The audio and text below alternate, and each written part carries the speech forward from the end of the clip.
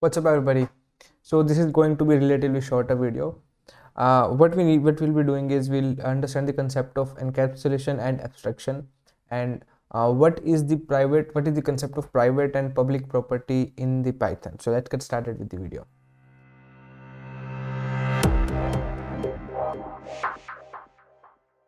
So encapsulation and abstraction is nothing but very easy to understand. What encapsulation means is that it just means that all the data and all the methods to be used with that specific data are just at a same place. So for example, we created this kind of code in previous videos, right? One of the previous video, I think it was some assignment I have given you. So what we did was that we have all the data here, and we have all the methods as well, both the methods as well inside this class only. So everything is inside that class. So this is called as just an encapsulation. That's it, nothing, no rocket science. This is very simple to understand. All the required things are at a single place, that is encapsulated. That is what the concept of encapsulation is. And now coming on to the abstraction. Now let's say I have a list. Por contains all the list. I just want to add the new porosity value. So what I'll do is I'll use the append method, right, and append the value. Let's say I want to append the value of 0.25, and I'll just print por and see if this works.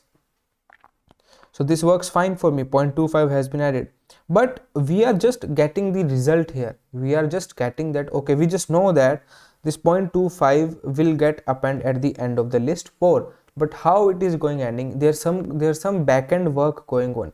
We don't care what the backend work is, the Python does it for us. So this what abstraction means is that it hides the complexity of a code from user.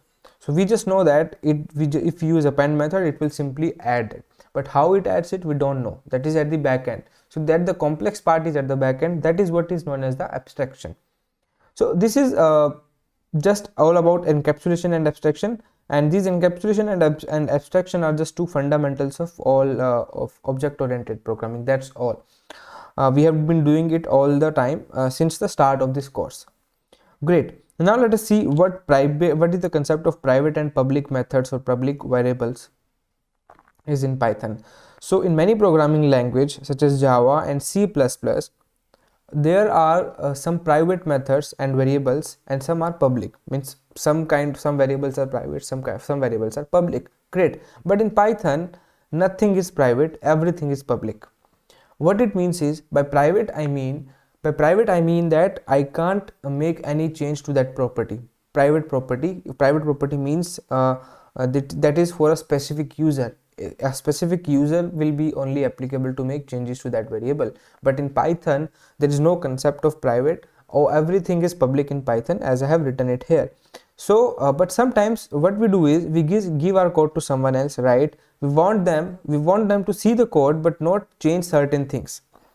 That is well understood, right?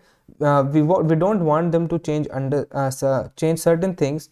So we can use just ignore the line. I'll tell you what it is. What we do is, let's say, just jump onto the example straight away, right? We created this kind of code in the previous two videos, right? We created a class. This is the class variable, and we also created a pressure calculator method. Now everything is public in Python, that's understood. Okay, we can make any changes. But let's say this type of completion property, this type of completion instance variable is very close to my heart. Let's say I don't want, it is very important for me, whatever I'm storing inside this is very important for me. If I'm giving code to someone, what I'll do is I'll simply add the underscore here before this type of completion.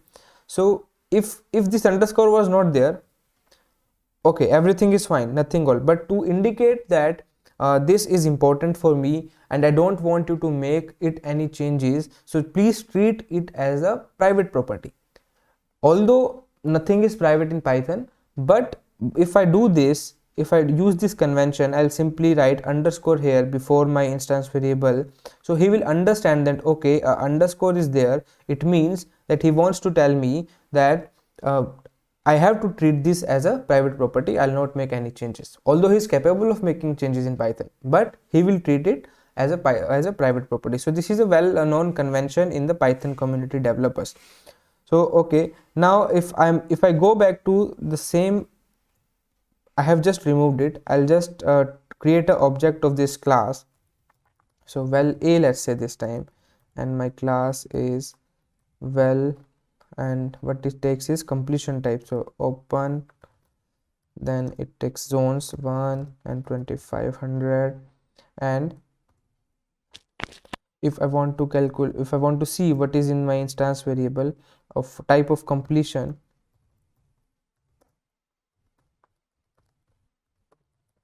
it will give me open. Right, correct. Now let's create another class. Just for the sake of comparison, I am creating another class. There is no need to create another class. I'll simply now create the class by name val2. Everything is same, but I have just added underscore here, right? Just to indicate that please treat this as a private property. Just to indicate, please treat this as a private property. Right, now if I want to, what I do, I'll create another object that is val underscore b, and this is the of class val2, and it also, let's say it also have the same data.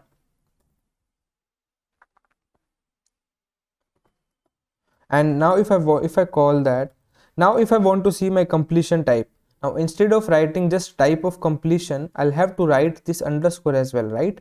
So my object name is val b dot underscore type of completion, right? Now if I run this, see, it is giving me open. It means it works fine, nothing, no changes in the result, it works fine. But just this is just a convention to show something, to show somebody that okay, please treat this as a private property, this is important for me. That's it, nothing all. So this is all about this video, guys. In the next video we'll see what name mangling is. It is a bit complex, but I'll try to make it as easy for you, and I'll see you guys there in the next video. Thank you for joining.